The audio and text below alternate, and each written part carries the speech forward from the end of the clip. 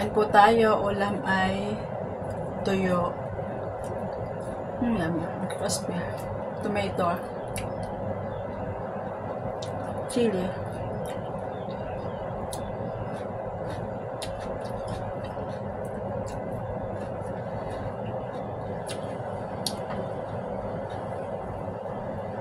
Gulay.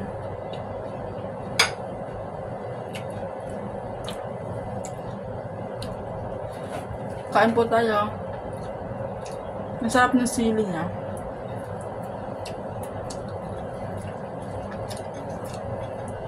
Masarap kumain pag nakakamay.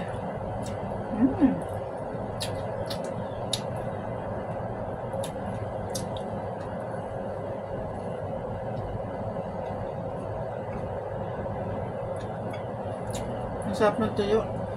Crispy.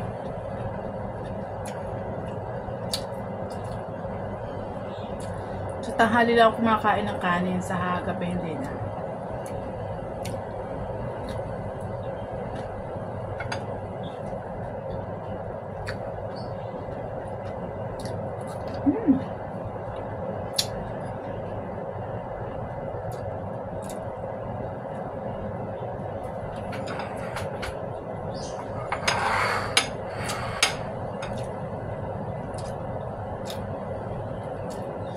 Sarap ng ano niya, ng suka. Ay, wala pala siyang sibuyas, hindi ko nalagyan. Bawang lang. Kamatis. Sili.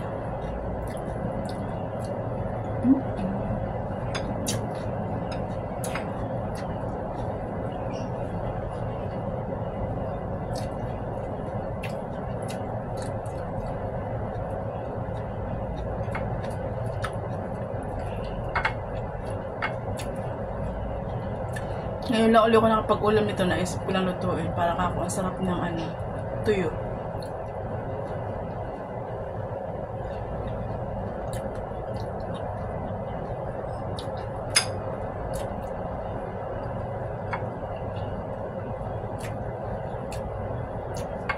Gawin ko kaya ito kay ng amo, magustuhan kaya nila ito.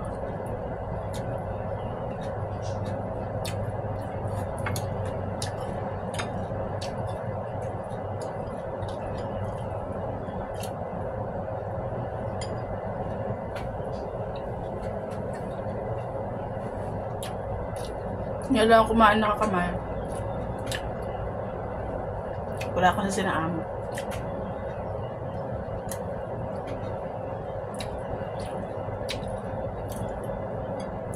Tama-tama yung anghang ng chili sa ano, sa asim at saka sa ano, alat ng tuyo. Crispy.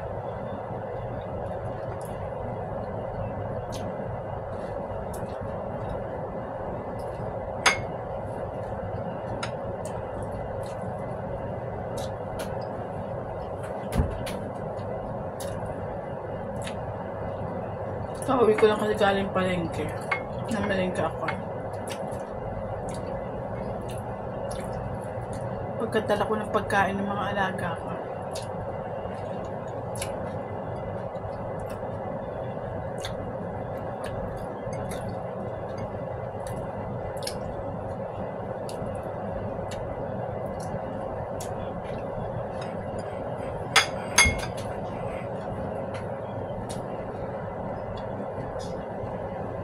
Matakaw lang to sa kanin.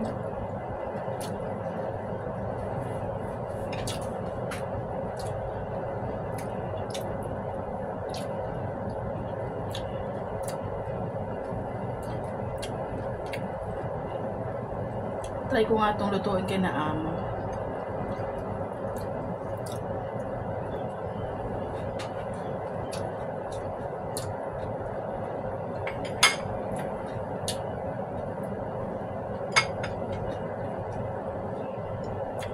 Kaya lang kailangan tanggalin yung ulo, medyo mapait.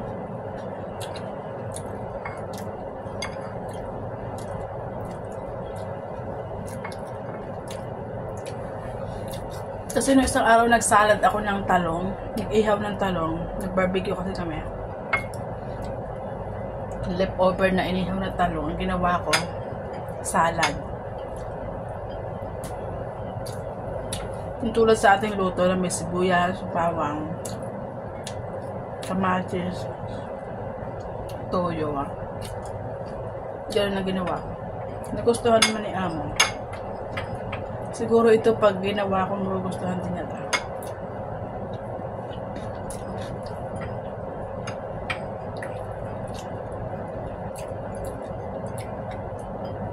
Meron kasi sa harap na isda na to, hindi yan niluluto. Hanggang sa masira na naman.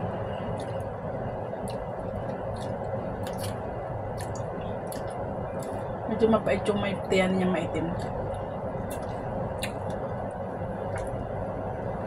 Tama-tama yung suka at saka bawang.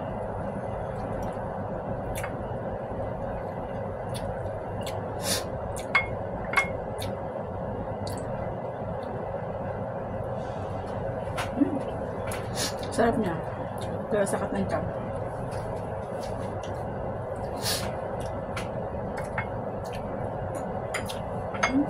Wala yung kanin.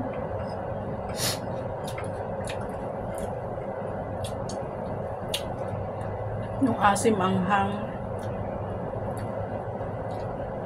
Hindi ko na kasi nilagyan ng asin kasi yung isda may alat na.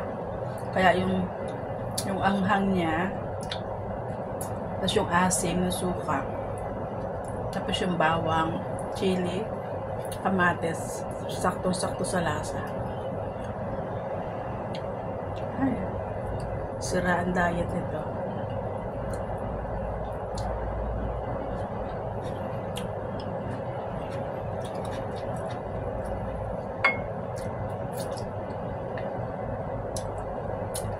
Higop pa kamay.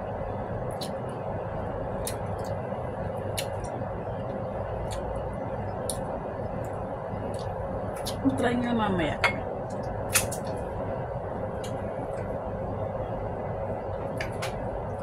Thank you for watching. Bye-bye. Kasi naubos ko lahat. Thank you. Putla ang labi ko sa suka. Bye-bye.